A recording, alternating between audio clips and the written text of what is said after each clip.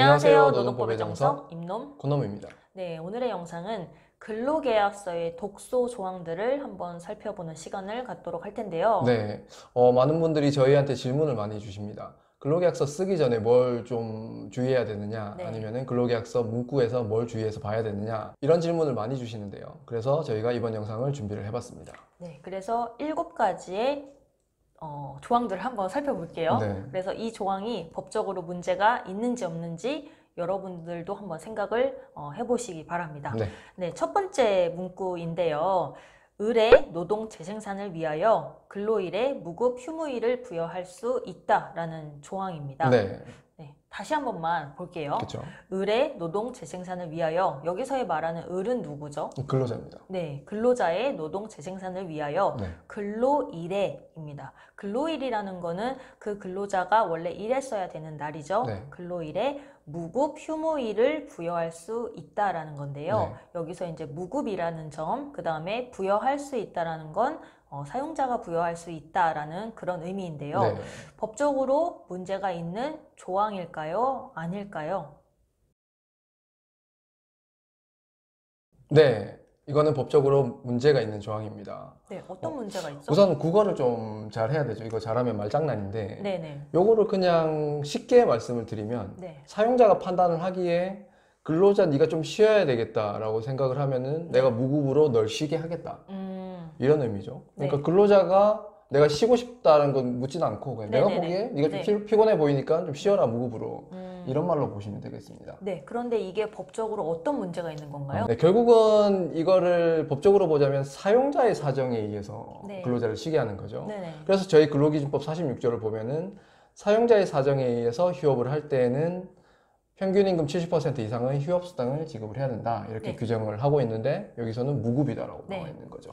결국에 표면상으로는 을의 근로자의 노동 재생산이라고 말을 하고 있지만 그렇죠. 그거를 판단하는 것도 사업주고 그다음에 결정하는 것도 사업주기 때문에 네. 이거는 사용자의 귀책 사유다라고 보는 거죠. 그렇죠, 맞습니다. 그렇기 때문에 법에서는 이거를 휴업이라고 보는 거고 네. 사용자 귀책 사유에 의한 휴업은 최소한도로 휴업수당은 지급을 해야 된다. 그렇기 때문에 이 조항은 독소 조항이다. 네. 이렇게 보고 있습니다. 이게 문제가 없으려면은 근로자가 신청이 있을 경우 네. 아니면은 근로자가 원할 때 뭐 네. 이런 문구가 있어야겠죠. 그렇죠. 네. 네, 두 번째 조항인데요. 네.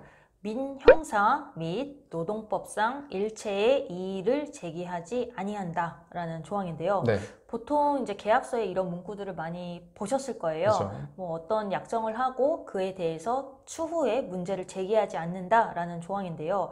이게 노동법적으로 문제가 있을까요? 없을까요? 네. 역시 문제가 있습니다. 네, 어떤 문제가 있죠? 우선은 이렇게 문제를 제기하지 않거나 소송을 제기하지 않는다는 합의를 부재소 합의라고 부르죠. 네, 소송을 제기하지 않는 합의다라고 그쵸. 해서 부재소 합의다. 네. 근데 이 부재소 합의를 강행법규 위반인 약정을 해놓고 그에 대해서 소송을 제기하지 않는다는 부재소 합의를 하면은 효력이 없습니다. 여기서 방금 강행법규라고 말씀하셨는데요. 네네. 그러면 노동법적으로 강행법규라고 볼 만한 것들은 어떤 것들이 있을까요? 또 보통 강행법규라고 하는 거는 당사자 의사를 불문을 하고 무조건 적용시키는 법규를 강행법규라고 부르는데요. 네네. 노동법은 대부분이 강행법규입니다. 뭐요? 예를 들면 뭐 최저임금, 네. 그죠? 그리고 뭐 연차휴가, 네. 그리고 뭐 퇴직금 네. 이런 것들이 전부 다 강행법규죠. 네, 이렇게 당사자 약정에 상관없이 법에서 꼭 주라고 이렇게 정해놓은 그런 부분들을 강행규정이라고 부르는 거죠? 그렇죠, 맞습니다.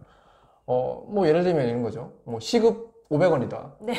그다음에 아무리 오래 일해도 너는 휴가 없다. 네. 아니면은 아무리 오래 일해도 퇴직할 때 퇴직금 퇴직금 없다. 절대 없다. 이거는 네. 우리 분명히 합의한 거다. 네네. 이렇게 해놓고 이 부분에 대해서 절대 너는 소를 제기해서는 안 된다. 네, 나중에 문제 삼지 말라는 거죠. 그쵸. 네. 그것 자체가 강행법규 위반인 약정을 해놓고 그거에 대해서 문제 삼지 말라는 거기 때문에 네. 이 문제 삼지 않는다는 부재소 합의 역시 무효입니다. 네, 결국에는 이것도 독소 조항이다 이렇게 보면 되겠네요. 그렇죠. 그런데 또 이게 독소 조항이 아닐 때도 있어요. 그렇죠. 그 아닐 때는 언제인가요? 근로계약 내용에 네. 사실은 강행법규에 해당하는 내용만 들어가는 건 아닙니다. 맞죠? 네네네. 그러니까 뭐 당사자끼리 임의적으로 정할 수 있는 내용들이 있어요. 네네. 그거를 넣어놓고 요거에 대해서는 제소하지 않는다라는 네네. 합의는 사실은 유효하다.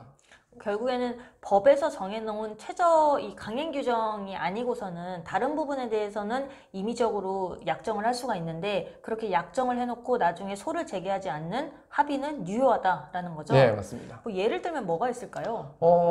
성과평가를 이렇게 하겠다. 그에 네, 따라서 네. 성과급을 지급하겠다. 네, 이렇게 네. 해놓고 네, 이 성과평가가 부당하다라든지 뭐 네네네. 이런 부분에 제소를 하지 않겠다는 약정을 하면은 네, 그 약정은 유효하고요. 네. 그에 대해서 부재소 합의를 했으니까 역시 부재소 합의도 유효하다. 이렇게 볼 수가 있겠습니다. 법에서는 뭐 성과평가를 어떻게 하라라고 뭐 정해놓은 그런 부분은 없으니까 그렇죠. 약정도 가능하고 그에 대해 부재소 합의를 해도 유효하다. 네, 독소 조항이 아니다. 이렇게 보시면 되겠습니다. 네, 맞습니다. 네, 세 번째 조항을 한번 살펴보겠는데요. 네. 3회 이상 지각 시에 1회 결근으로 간주하며 1회 결근 시 그 주에 주유수당은 발생하지 않는다라는 건데요. 네. 여러분들이 생각을 하시기 전에 아마 주유수당이라는 거는 일주일 개근을 하면은 1일의 주유수당을 지급을 받을 수 있다는 거는 대체로 알고 계실 그쵸. 거예요. 근데 결국에는 지금 이 사람이 결근을 하지는 않았어요. 결근을 하지는 않았는데 회사 규정상 지각을 결근으로 간주를 하는 조항이 있다 보니까 이게 결근으로 되는 건가, 개근을 하지 않은 것인가, 이런 부분이거든요. 그쵸. 네, 이거는 법적으로 문제가 있을까요? 없을까요? 네, 역시 문제가 있습니다. 어떤 문제가 있죠?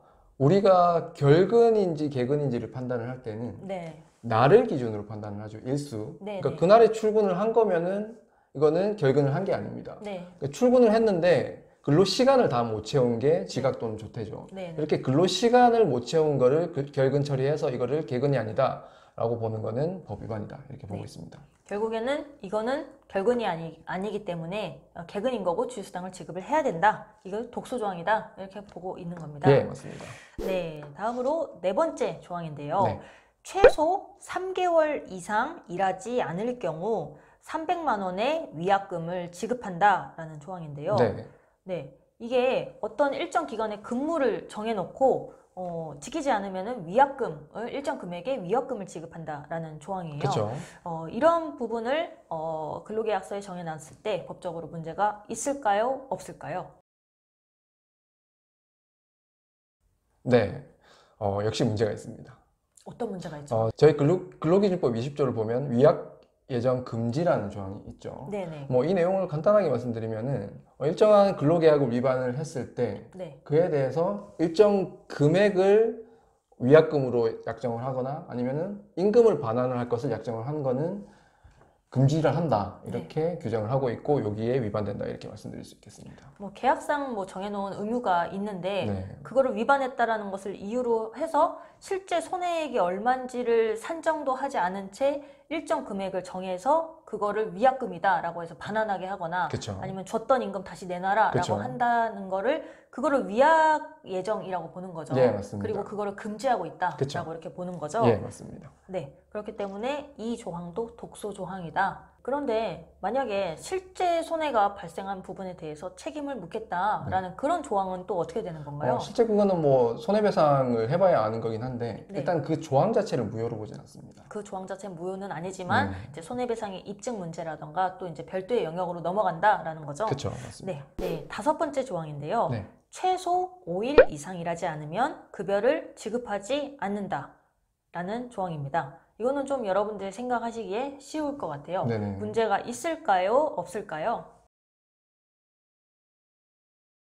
네, 문제가 있습니다. 네, 어떤 문제가 있죠?